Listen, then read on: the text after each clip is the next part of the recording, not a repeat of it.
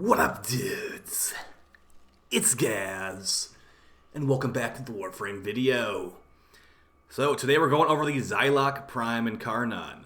I've been a massive Zylok normal fan from back in the day, and here we are with the 2024 version of this kind of old pistol. It's got a Prime and an Incarnon now. Let's see how it's doing.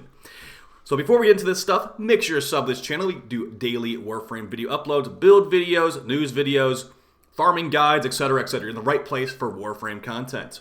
Also, check out my live stream channel as well. I probably won't be live tonight, but definitely tomorrow with some more Warframe grinding, and as well as covering all the new updates and stuff like that with Dante Unbound.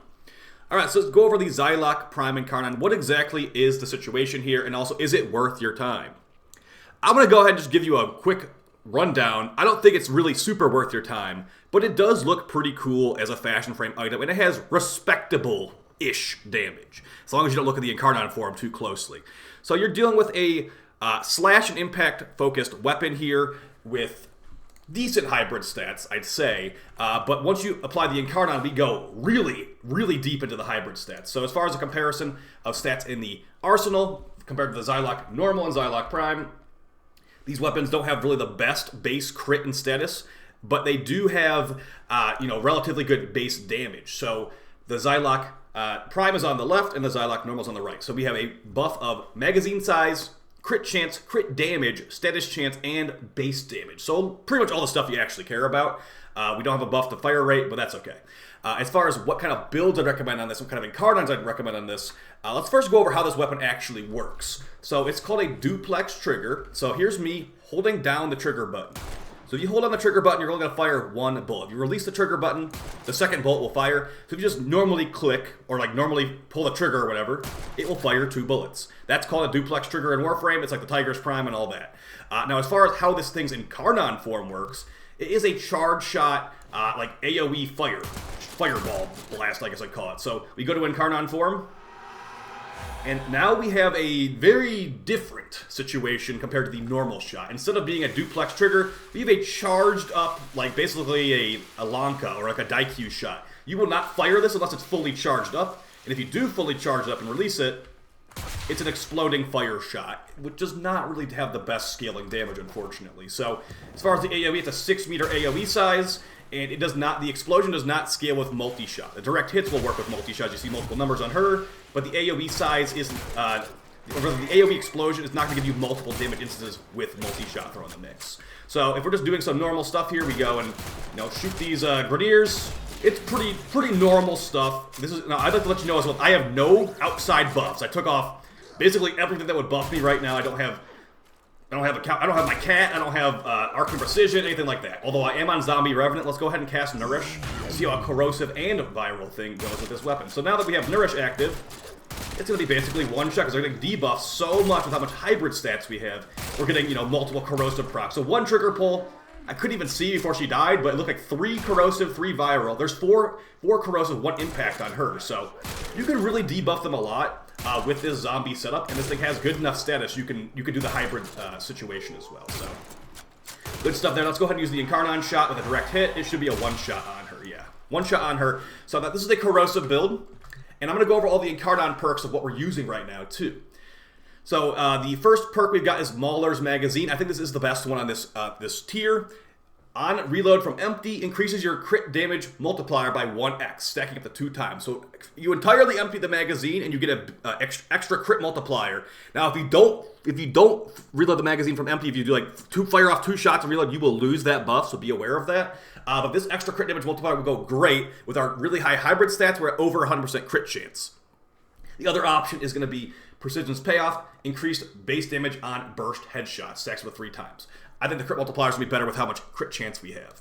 Now, since we're trying to reload from empty a lot, we're going to be going for Rapid Reinforcement, giving us 50% increased reload speed. Like I said, we're reloading this thing a lot, so that's a really good one. The other options are increasing our magazine size by 18. That would be bad for Mauler's Magazine, because it would take longer for us to get to that bottom magazine. And we also have Void Guidance, giving increased accuracy and reduced recoil. Secondary Deadhead can give you reduced recoil, so we don't really need that one.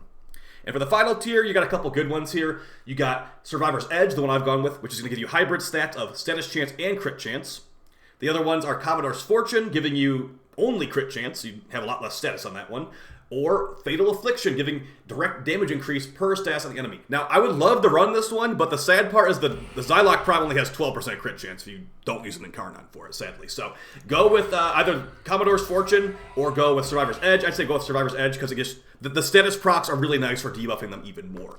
And as far as the build that was shown in the footage was actually on the Zombie Revenant, so we had like Arc of Precision and stuff, but here's the build right here.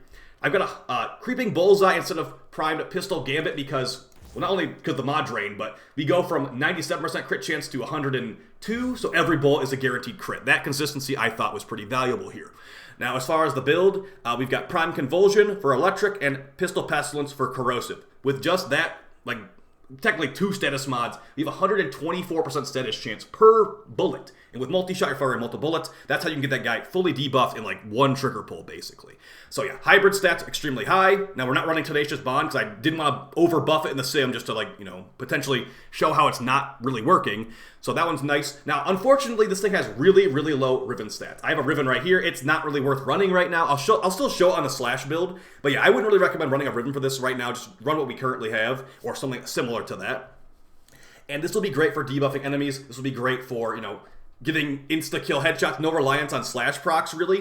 Now let's go over a slash proc build here, and we can talk a little bit more about if I would say this is worth getting or not. Now, I do have my Riven on this build. We also have the augment mod Eximus Advantage, which is only for the Zylok. Headshots at Eximus units increase your secondary damage by 600% for 10 seconds. We'll just show how it works. It's not really going to be everyone's cup of tea because this is not really... honestly, you have to hit a headshot and an Eximus. It only works for 10 seconds. Like, if this was 20 seconds, maybe a little bit more enticing. It also eats up your mod slot, too. So, no Exilis for that. So, we have no Elementals on here with our minus impact Riven, which is not very high stats. We're at 29 impact and 251 slash. The Incarnon shot's going to have a lot of crit chance, but whatever. It's not really a slash. Like, there's not even any slash on the Incarnon shot. So, this will be literally only the primary shot we're using right here. But it will be quite nice if we get a couple little stacks right there. Like, honestly, if I shoot this Eximus, we'll be getting a huge chunk of damage. So let's go ahead and do that. We can also fully expend the magazine for full buffs, too, with Mauler's magazine. Let's go ahead and do that. So there's Mauler's magazine up there.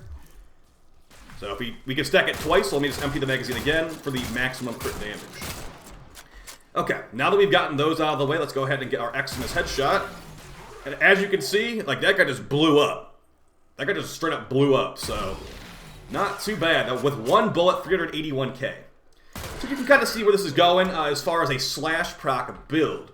Now, I am going for pause enemies in the sim. Not exactly the most fair thing for them. But also, like, you could use the Scourge. We could do forced headshots with the Scourge if you prefer that. So they could be walking around guaranteed headshots with that one.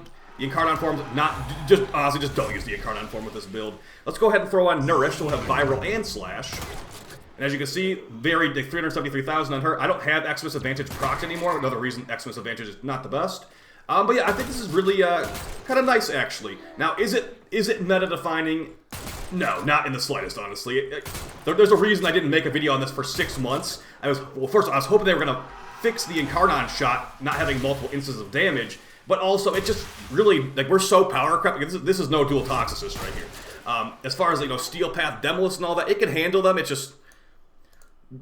it's not a dual Toxicist, straight up. Like, honestly, I'd rather use the Vasto over this as far as how fast it can kill things. So it's a awkward-feeling duplex trigger.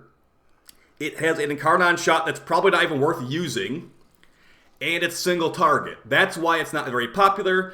But the thing is, I've always liked the Zylok normal just because I like how it has high slash, honestly. I like slash procs a lot of the time, and this thing has good slash. You saw the slash proc built in Sim right there. Pretty nasty. But also, it's not like we have a shortage of slash proc weapons in this game. As far as if I would recommend this one to you, I would say I wouldn't recommend this one to you. I would recommend this to you if you think the fashion frame of the Zylok is nice.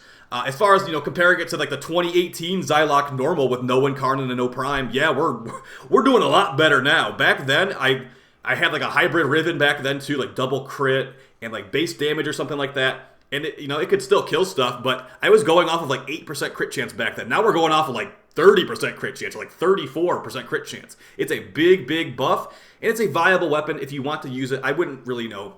I wouldn't be like laughing at you. I'd just be like, okay, hopefully you got the right Zylok Prime build on there, because, you know, it's just you're choosing to not use a meta option, honestly. So Let me know how you guys feel about the Zylok Prime in the comments down below. I like it, I just never use it because it's a quality of life thing, not really a damage thing. I want to use it more. There will be an Arsenal pass, or rather an Incarnon Arsenal pass coming in Dante Unbound. So we'll see if they end up buffing lesser used or, you know, less effective Incarnons like this one. But either way, I like it. Hopefully you like it as well. And I will see you guys in the next video. I appreciate your support. And yeah, there should be Dante dev workshops tomorrow. So keep an eye out on the channel for me going over those dev workshops and a how to prepare for Dante video later in the week as well.